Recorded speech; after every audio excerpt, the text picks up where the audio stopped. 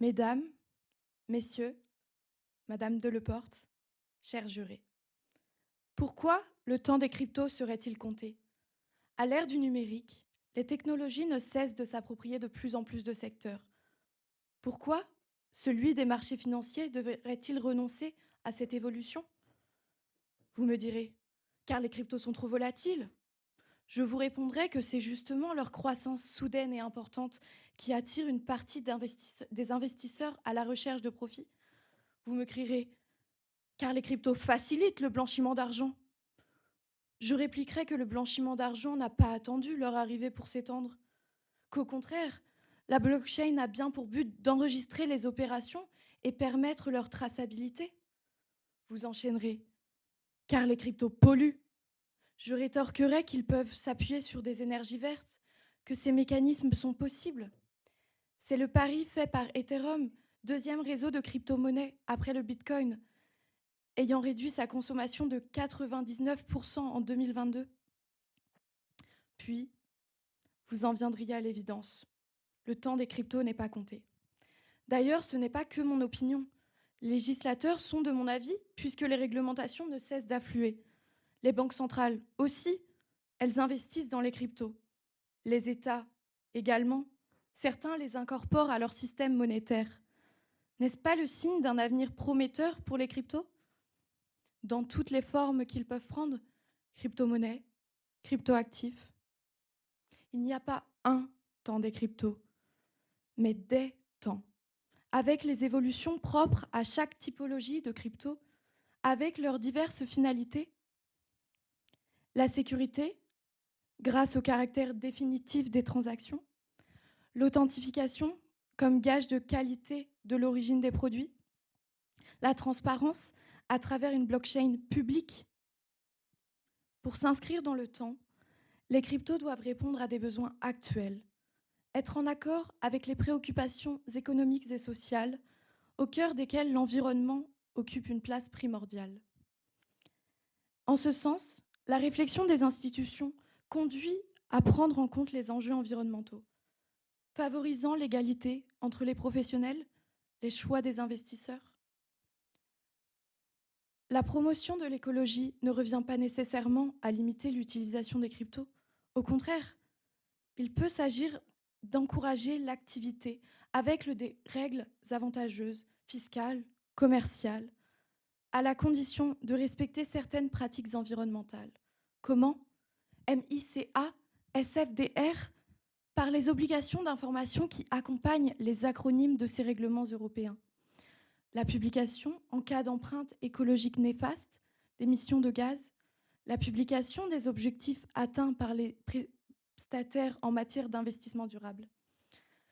Durabilité, consommation d'électricité. Peut-on associer ces notions? L'activité des cryptos est énergivore, c'est vrai. La puissance informatique nécessaire au calcul, les parcs d'ordinateurs, leur ventilation. Pourtant, consommation d'énergie ne va pas obligatoirement de pair avec pollution. Cette énergie peut être verte, renouvelable, par opposition à l'énergie carbonée et consomptible. Étrangement, produire à moindre coût ne veut pas dire produire en polluant. La recherche du faible coût des procédés techniques est essentielle pour la rentabilité des professionnels. Une énergie verte peu chère, en raison d'une certaine indépendance vis-à-vis des réseaux, d'une particulière intermittence, se présentant moins facile d'accès.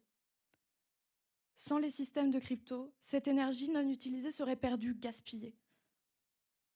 La production des cryptos n'est pas en concurrence avec la demande énergétique des populations. Il s'agit d'offres distinctes. Qui plus est, le minage peut avoir un apport énergétique autonome par la réutilisation de la chaleur produite, conduisant à l'inversement de son empreinte carbone. Les cryptos sont un moteur de la transition écologique. Il n'y a pas un temps des cryptos, mais des temps. Sans doute le temps des cryptos polluantes est-il révolu. Ce n'est que pour laisser place à celui des cryptos durables. Pour les acteurs du marché des cryptos, émetteurs, mineurs, plateformes, l'arrivée de réglementations implique un cadre, des contraintes. Mais cela permet aussi un meilleur fonctionnement du marché.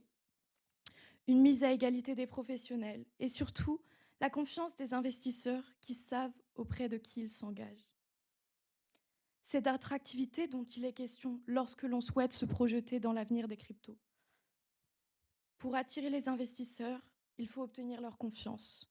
Or, le risque anime les marchés financiers, tout autant, voire beaucoup plus, le marché des cryptos. La valeur d'un cryptoactif peut changer toutes les secondes de manière considérable en raison de l'absence d'organes central pour valider les transactions. Ces mêmes systèmes centralisés qui évitent les mouvements trop brutaux, de baisse, de hausse. Quel investisseur rêve que l'on limite son gain? Assurément, aucun. Ce marché ne se prête pas à tous les profils. Il faut aimer le danger. Il faut pouvoir se permettre de perdre. Mais cela signifie s'autoriser à gagner. Les cryptos sont vus par les utilisateurs comme un moyen de multiplier leurs mises, diversifier leur portefeuille d'investissement. Ils n'ont pas vocation à remplacer les marchés financiers actuels, ni la monnaie traditionnelle. C'est un mode de financement alternatif, des transactions d'un bout du globe à l'autre, via une simple connexion Internet, sans frais de change, une absence de frontières. Ce modèle s'appuie sur un libéralisme économique, un système sans banque centrale, créé par le peuple. Qu'on soit pour, qu'on soit contre. La réalité est que les cryptos existent et se répandent auprès du public, traditionnels, institutionnels, nouveaux, renversant les dogmes sociaux. Les cryptos touchent une autre génération, les plus jeunes, touchent un autre milieu social, la classe populaire, par la possibilité d'investir un montant initial modeste depuis chez soi.